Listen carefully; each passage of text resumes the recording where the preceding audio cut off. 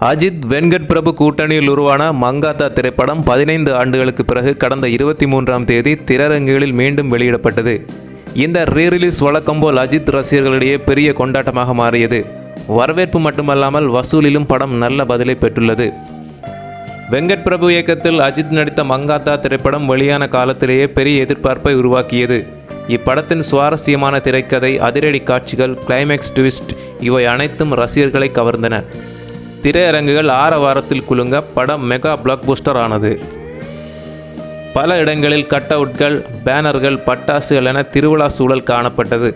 சில இடங்களில் ரசிகர்கள் தியேட்டருக்குள்ளேயே பட்டாசு வெடித்த சம்பவங்களும் நடந்ததாக கூறப்படுகிறது.